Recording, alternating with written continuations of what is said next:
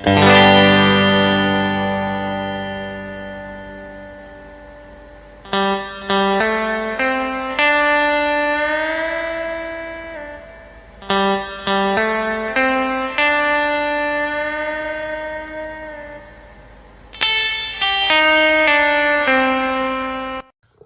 datang di diskusi kami. Di sini kami akan berdiskusi banyak karena di sini saya sebagai seseorang yang ahli di bidang agronomi dan aktivis lingkungan. Dan di sini ada narasumber kita, bisa diperkenalkan. Baik, perkenalkan nama saya Adrian Seva, seorang peneliti yang fokus pada konflik sosial di sektor kelapa sawit. Nah, jadi di sini saya akan nambah wawasan baru tentang konflik sosial yang ada di sektor perkebunan kelapa sawit. Karena di sini saya ada seseorang peneliti yang memang berkesinambungan di bagian seperti itu. Kita kan tahu nih Mas, bahwasanya kelapa sawit merupakan salah satu komoditas terbesar dan andalan di Indonesia. Tapi di balik itu tidak bisa kita pungkiri bahwasanya banyak sekali konflik yang muncul. Bisa diceritakan sebenarnya apa penyebab utama dari konflik itu sendiri? Baik, untuk penyebab utamanya itu ada 3 faktor, ada 3 isu besar, yaitu klaim tanah, dampak lingkungan, dan kesejahteraan para pekerjanya. Untuk isu klaim tanah, banyak perkebunan kelapa sawit yang dibangun di tanah wilayah atau tanah adat para masyarakat tanpa adanya konsultasi atau kompensasi yang memadai. Ini seringkali memicu konflik permasalahan antara perusahaan dan masyarakat lokal. Wah, berarti lumayan berat karena di situ posisinya masyarakat merasa hak mereka sangat terabaikan.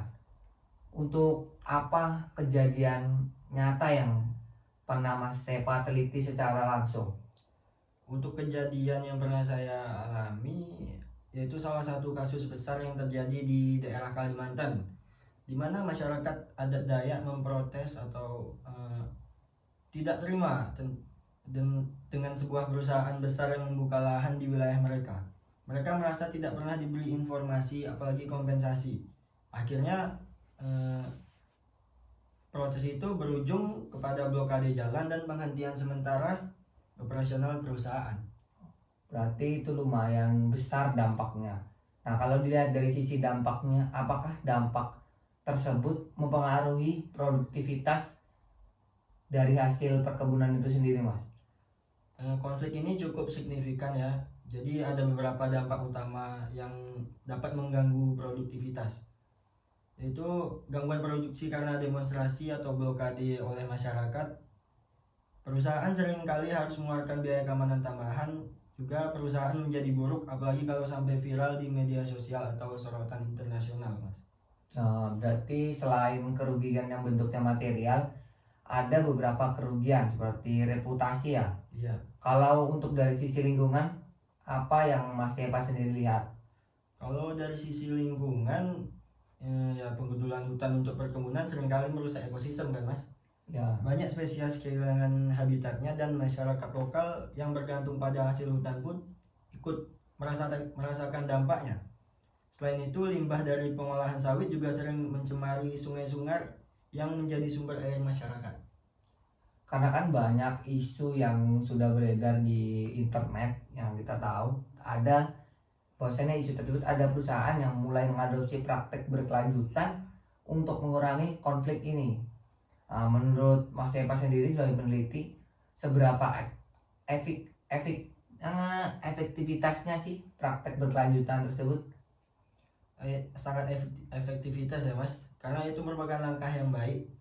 Program seperti RSPO atau Roundtable on Sustainable Palm Oil sangat membantu perusahaan lebih bertanggung jawab. Tetapi praktik ini belum menyentuh akar masalahnya, yaitu pengakuan hak tanah masyarakat dan pelibatan mereka dalam pengambilan sebuah keputusan, Mas. Berarti untuk menjalankan RSPO itu sendiri perlu memerlukan kolaborasi antara perusahaan, pemerintah maupun masyarakat setempat. Ya, tepat sekali Mas.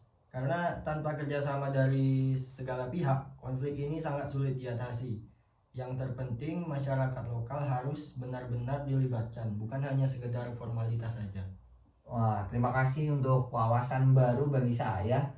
Untuk sebelum kita berpindah diskusi untuk saya yang menjadi narasumber, ada pesan terakhir atau tidak sebagai pendengar nanti apabila di kedepannya mendapati konflik yang ada di perkebunan kelapa sawit? Saya mungkin hanya mengingatkan sedikit. Jadi bahwa konflik di perkebunan kelapa sawit ini adalah tanggung jawab atau yang harus dipertanggungjawabkan untuk bersama, Mas.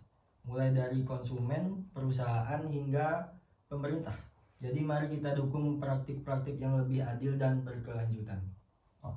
Terima kasih. Nah, karena kita di sini punya diskusi dan saya sebagai ahli di bidang agronomi dan aktivis lingkungan, menurut saya di situ sangat berkesinambungannya dari Mas Epa yang seorang peneliti di dalam konflik sosial yang ada di lingkungan perkebunan kelapa sawit. Nah, Mas Alwi, gantian nih, saya ingin menambah wawasan. Jadi, kan kelapa sawit sering disebut sebagai salah satu komoditas andalan di Indonesia.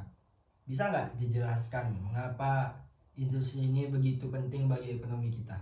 Tentu ya Mas, karena kelapa sawit ini tidak bisa kita pungkiri bahwasanya penyumbang devisa yang sangat besar bagi Indonesia, menjadi salah satu eksportir utama minyak sawit dunia.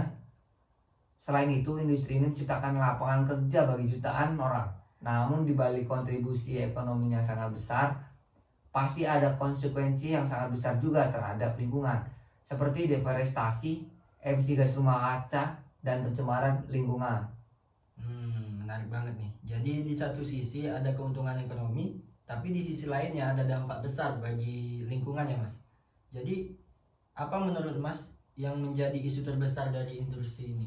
Untuk isu terbesar sendiri menurut saya yaitu deforestasi.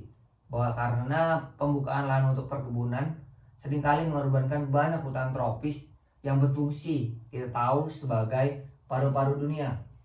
Selain itu, pengelolaan limbah yang buruk dan konflik sosial dengan masyarakat adat juga menjadi masalah yang sangat signifikan.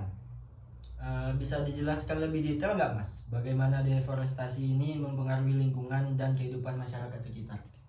Untuk deforestasi ini sendiri karena menghilangkan banyak habitat satwa liar seperti orangutan dan harimau, yang kita tahu bahwasannya habitat satwa liar itu sendiri sudah terancam punah. Selain itu, penebangan hutan juga mengurangi kemampuan ekosistem untuk penyerapan karbon sehingga mempercepat perubahan iklim.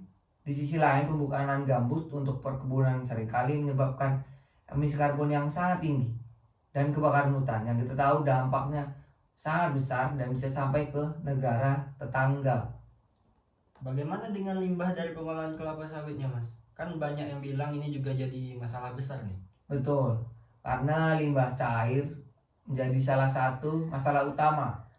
Jika tidak dikelola dengan baik, limbah ini sangat bisa mencemari sungai dan mempengaruhi kualitas air bagi masyarakat sekitar dan menyebabkan efek gas rumah kaca yang jauh lebih berbahaya dibandingkan karbon dioksida itu sendiri. Nah, kalau begitu, apa yang bisa kita lakukan untuk mengatasi masalah ini, Mas? Apakah ada praktik berkelanjutan yang dapat diterapkan di industri ini? Untuk praktek sendiri itu pasti ada. Salah satunya yaitu RSPO, sertifikasi yang seperti Mas Epa tadi bilang, Roundtable of Sustainable Palm Oil, yang memastikan bahwa kelapa sawit diproduksi secara ramah lingkungan dan tidak merusak hutan. Perusahaan juga harus berimplementasi dalam teknologi untuk mengelola limbah dengan baik. Selain itu, pemerintah harus lebih tegas dan dalam menegakkan hukum terhadap pembukaan lahan secara ilegal.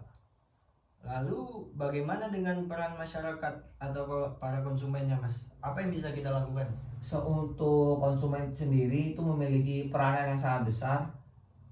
Untuk caranya, sebagai konsumen bisa memilih produk yang memiliki label berkelanjutan seperti RSPO.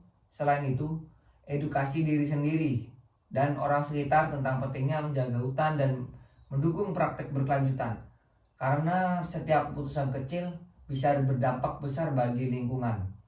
Wah, Obrolan kita hari ini benar-benar membuka mata kita pada industri kelapa sawit yang tentu saja memiliki dua sisi, manfaat ekonomi yang besar tetapi juga dampak lingkungan yang tidak bisa diabaikan. Terima kasih banyak Mas atas wawasan yang sangat berharga barusan. Sama-sama Mas, karena di sini saya diskusi, saya harap diskusi kita kali ini bisa menginspirasi kita semua untuk lebih peduli pada lingkungan dan mendukung industri yang lebih berkelanjutan. Baik, kita tutup acara kita pada hari ini. Thank you. Assalamualaikum warahmatullahi wabarakatuh.